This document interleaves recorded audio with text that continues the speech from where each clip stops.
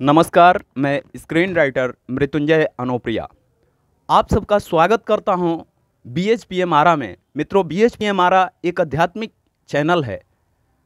यदि आप इस चैनल पर नए आए हैं तो कृपया इस चैनल को अभी के अभी सब्सक्राइब कीजिए। अपने दोस्तों, मित्रों, रिश्तेदारों और अध्यात्म में रुचि रखने वालों से यह चैनल को ज़रूर से ज़रूर सब्सक्राइब कराएं, क्योंकि आध्यात्मिक ज्ञान का यहाँ पे सरोवर जो है निस्वार्थ भाव से हम लोग निरंतर बहाते रहेंगे। मैं श्री हरि से यही कामना करूंगा कि आपकी बुद्धि निरंतर शुभ कार्यों में समर्पित रहे और आप इस आध्यात्मिक सरोवर से बाहर ना आ सकें। मित्रों, आज का जो वीडियो है इसका टाइटल है जन्म और कर्म दोनों से जाति। मित्रों, मैं किसी जातिवाद के सपोर्ट में नहीं हूं, लेकिन इस वीडियो को लाने का मकसद सिर्फ इतना है कि आज कुछ डिजाइनर सिंगर्स जो कि हमारी मातृभाषा भोजपुरी को जातिवाद में कलंकित किए जा रहे हैं, जातिवाद के नाम पर जो है कलंकित कर रहे हैं।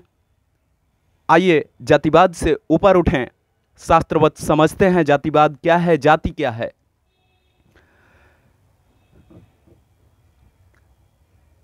गीता के अनुसार, श्रीमद् भागवत गीता की बात करते हैं जो सभी धर्म ग्रंथों में सर्वोपरि हैं। चातुर्वर्ण्यम मया सृष्टम गुण कर्म विभागशः तस्य कर्तारमपि माम विद्य कर्तारम व्ययम्। गीता के इस चतुर्थ अध्याय के 13वें श्लोक का अर्थ ब्राह्मण, क्षत्रिय, वैश्य और शूद्र, इन 4 वर्णों का समूह गुण और कर्मों के विभाग पूर्वक मेरे द्वारा रचा गया है, ऐसा ईश्वर कहते हैं। इस प्रकार इस सृष्टि रचनादि कर्मकर्ता होने पर भी मुझ अविनाशी परमेश्वर को तुम वास्तव में अकर्ता ही जानो। इस श्लोक का भाष्य गीता तत्व विवेचनी में इस प्रकार किया गया है। अनादिकाल से जीवों के जो जन्म जन्मांतरों में किए हुए कर्म हैं, जिनका फल भोग नहीं हो पाया है, उन्हीं के अनुसार उनमें यथा योग्य सत्व, रज और तमोगुण की न्यूनाधिकता होती है। भगवान जब सृष्टि रचना के समय मनुष्यों का निर्माण करते हैं, तब उन गुण और कर्मों के अनुसार उन्हें ब्राह्मण आदि वर्णों में उत्पन्न करते हैं।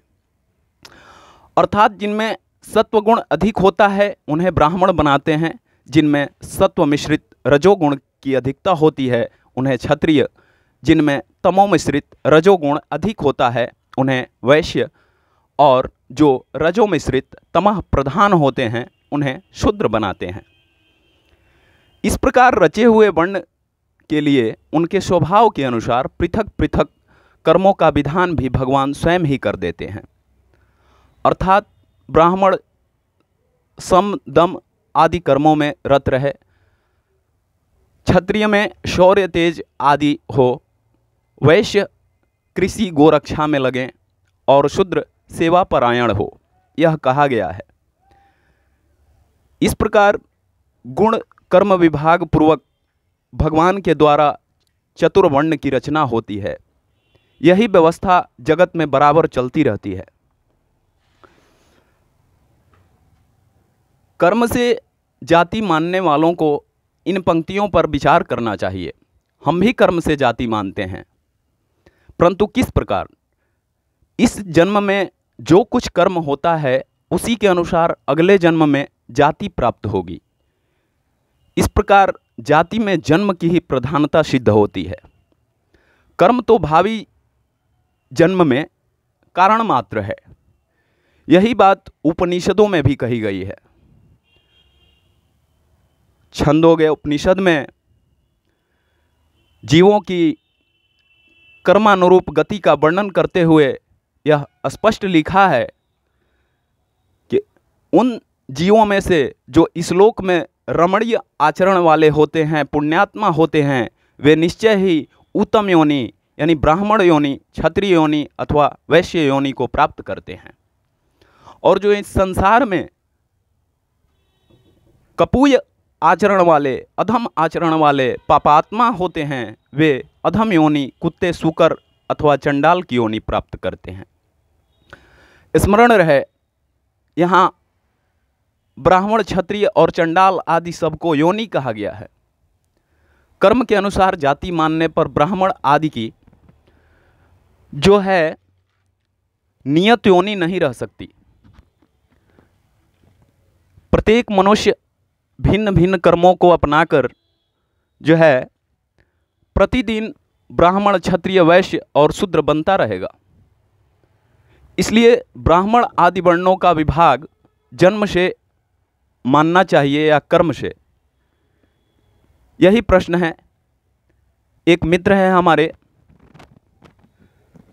रोसालिंड बासु, इन्होंने एक प्रश्न पूछा था हमसे,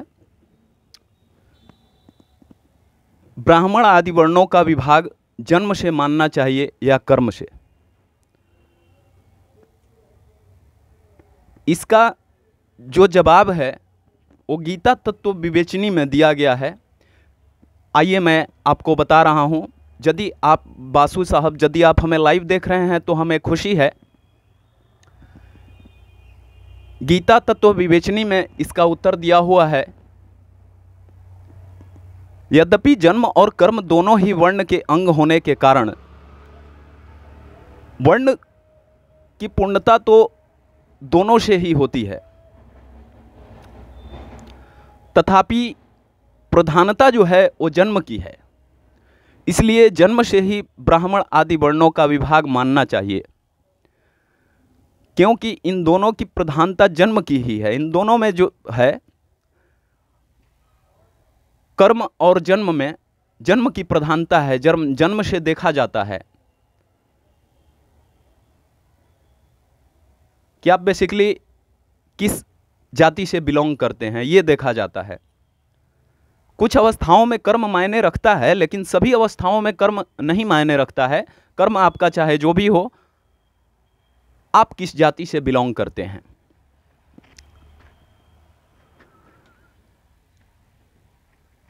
जन्म आदि से ही जो है ब्राह्मण वर्णों का विभाग मानना चाहिए।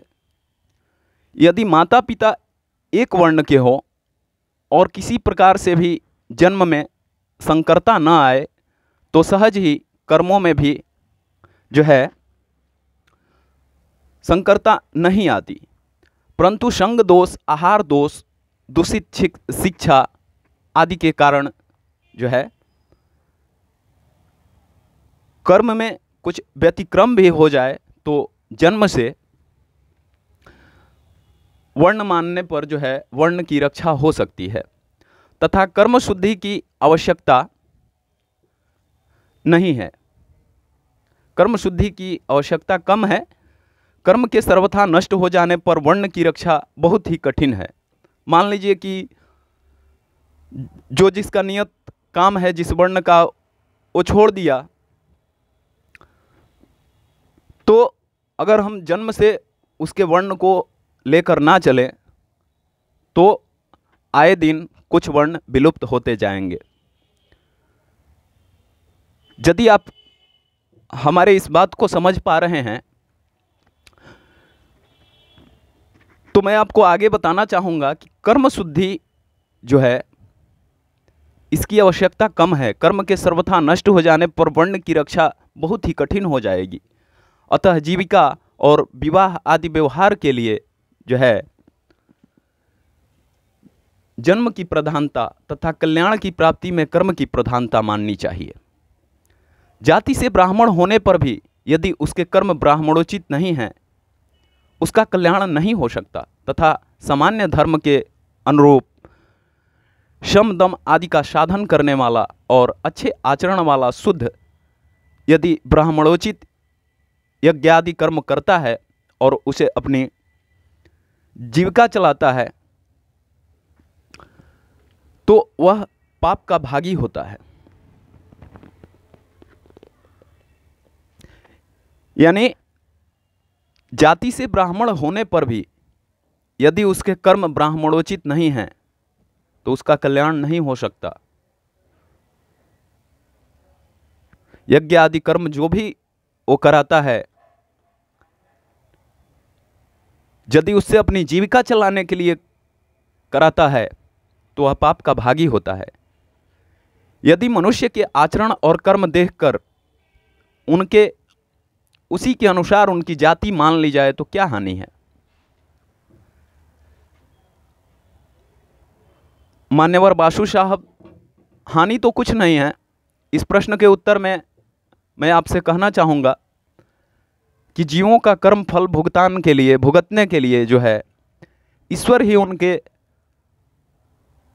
जो है पूर्व कर्म के अनुसार उन्हें विभिन्न वर्णों में उत्पन्न करते हैं। ईश्वर के विधान को बदलने में मनुष्य का अधिकार नहीं है। आचरण देखकर वर्ण की कल्पना करना भी असंभव ही है। एक ही माता पिता से उत्पन्न बालकों के आचरण में बड़ी विभिन्नता देखी जाती है। एक ही मनुष्य दिन भर में कभी ब्राह्मण सा तो कभी शूद्र सा कर्म करता है। ऐसी अवस्था में वर्ण का निश्चय कैसे होगा। फिर ऐसा होने पर नीचा कौन बनना चाहेगा। खान पान और विवाह आदि में अड़चनें पैदा होंगी। फलतः वर्ण विलुप्त हो जाएगा और वर्ण व्यवस्था की स्थिति में बड़ी भारी बाधा उत्पन्न हो जाएगी। अतएव केवल कर्म से वर्ण नहीं मानना चाहिए। ऊपर विवेचन जो कुछ भी मैं किया, इससे यह स्पष्ट हो जाता है कि वर्ण का मूल है जन्म और कर्म उसके स्वरूप की रक्षा में प्रधान कारण है। वर्तमान वर्ण की प्राप्ति में पूर्व जन्म का कर्म कारण बनता है। इस प्रकार वर्ण या जाति में जन्म और कर्म दोनों आवश्यक है, परंतु प्रधानता जन्म की है। केवल कर्म से वर्ण या जाति मानने वाले वास्तव में जाति या वर्ण को मानते ही नहीं हैं। अब मैं आपके कमेंट्स पर दोबारा से विचार करता हूं। आपने भविष्य पुराण ब्राह्म पर्व के 2 श्लोकों को अशुद्ध रूप से उद्धृत कर जाति भेद का खंडन किया है। इसके सिवा जो जाति कल्पना है वह व्यर्थ है। जात पात का विरोध करने वाले लोग प्रायः पुराणों को मानते ही नहीं हैं, परंतु अपने मत की सिद्धि के लिए पुराण का आश्रय यदि आपने लिया है तो हमें खुशी है। यह प्रसन्नता की बात है। आप अच्छी तरह जानते हैं पौराणिक मत जन्म से जाति मानने के पक्ष में है। भविष्य पुराण को ही आपने रक्षा कवच की भांति अपना सहायक बनाया है। भविष्य पुराण की बातें आपने कमेंट्स में लिखा है। अतः उसी के प्रमाण से आपका मत का निराकरण हो जाए तो आपको अधिक संतोष हो सकता है। भविष्य पुराण में स्कंद षष्ठी व्रत के महात्म्य के जो है प्रसंग में कार्तिकेय जी उत्पत्ति का वृतांत आया है। कार्तिकेय जी की कैसे उत्पत्ति हुई इसका वृतांत जो है षष्ठी व्रत का जो महात्म्य है। आमतौर पर यदि आप नहीं समझ पा रहे हैं तो मैं बता रहा हूँ, छठ का पूजा, षष्ठी व्रत यानी छठ का पूजा, इसमें कार्तिकेय जी की उत्पत्ति का वृतांत आया है। वे 6 माताओं के पुत्र हैं।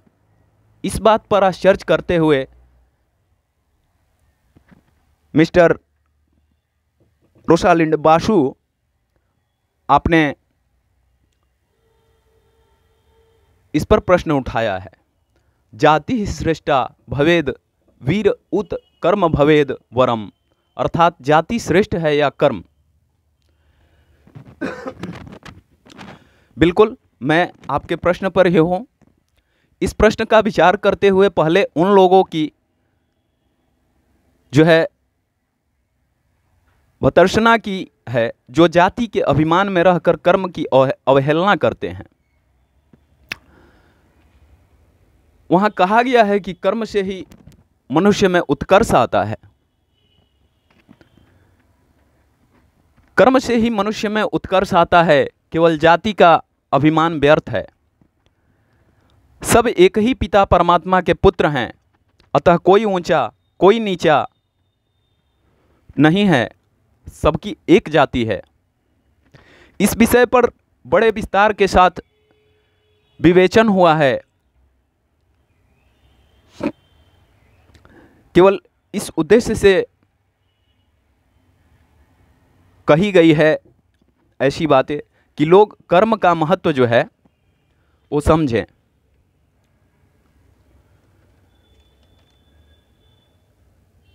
कर्म की ओर से उदासीन होकर केवल जाति के अभिमान में ऐंठे न रहें, अर्थात आकार तो चारों वर्ण का एक सा है, आकृति रूप उनकी जो है एक है।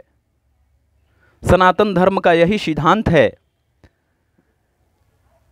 कि जन्म से संस्कार जो है, जन्म से तो सभी एक आकार प्रकार के होते हैं, फिर वर्ण के अनुसार जब बालक का संस्कार कर दिया जाता है तब वह स्वधर्म पालन में लग जाता है, उसमें वर्णगत उत्कर्ष जाग उठता है। यानी पैदा तो सभी एक जैसे होते हैं, फिर उनको वर्ण के अनुसार संस्कार दिया जाता है और वह स्वधर्म पालन में लग जाता है।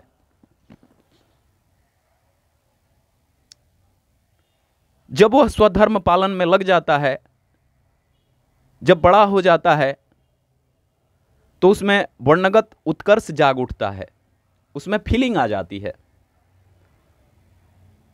आई एम यादवा, आई एम पांडे,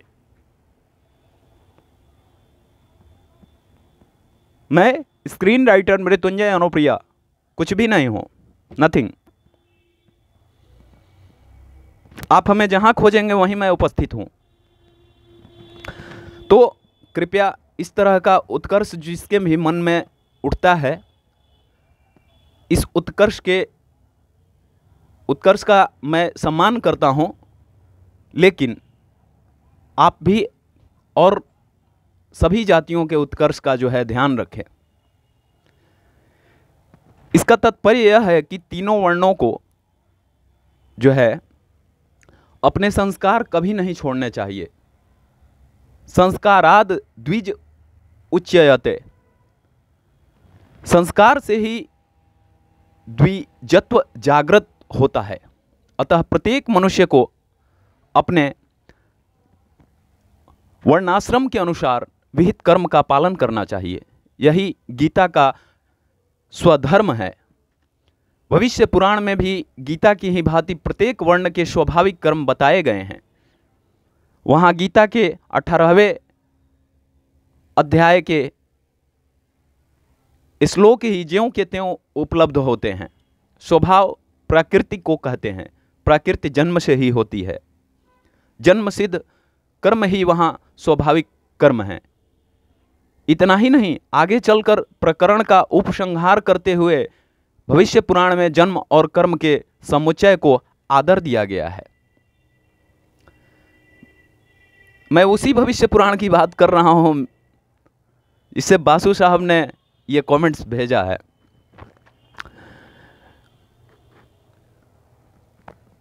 आइए वीडियो में आगे बढ़ते हैं। जन्म और कर्म के इस समुच्चय को आदर पूर्वक भविष्य पुराण में बताया गया है। उसके अनुसार वर्ण की रक्षा के लिए जन्म और कर्म दोनों आवश्यक है। ऐसा नहीं कि मैं ब्राह्मण हो गया, मैं यादवा हो गया, तो अपने वर्ण के अनुरूप कर्म अगर नहीं करेंगे तो पतन होगा, वर्ण विलुप्त होगा या कर्म विलुप्त होगा। दोनों में से कोई एक विलुप्त होना स्वाभाविक है।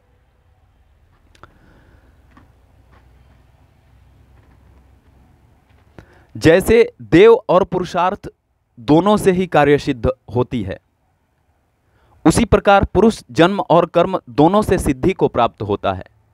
इस जाति में जन्म हो, जिस जाति में जन्म हो, उसी के अनुसार कर्म करने से वह उन्नति को प्राप्त हो सकता है।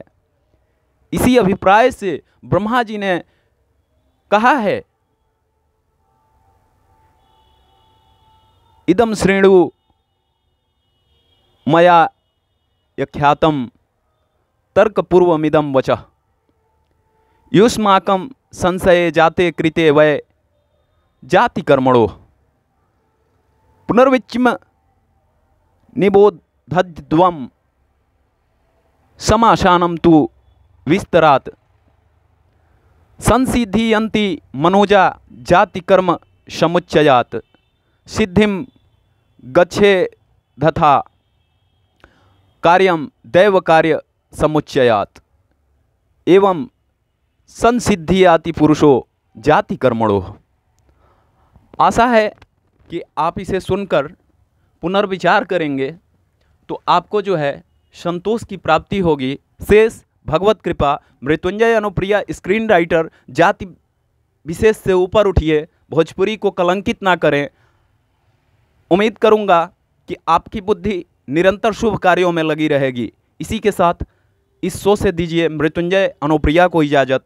बहुत जल्द एक आध्यात्मिक वीडियो के साथ हम आएंगे जिसका नाम होगा संत महापुरुष की महिमा। जी हाँ, संत महापुरुष की महिमा। तब तक के लिए हमें दीजिए इजाज़त। आप देखते रहिए BHPM आरा। BHPM आरा एक आध्यात्मिक चैनल है। जाते जाते आपसे ये बताना भूल गया कि जो संडे का हम लोग कॉमेडी का सीरीज शुरू किए हैं उसको आप सबकी सेवा में पहले से कई गुना बेहतर तरीक़ा से हम लोग प्रस्तुत करेंगे। नमस्कार।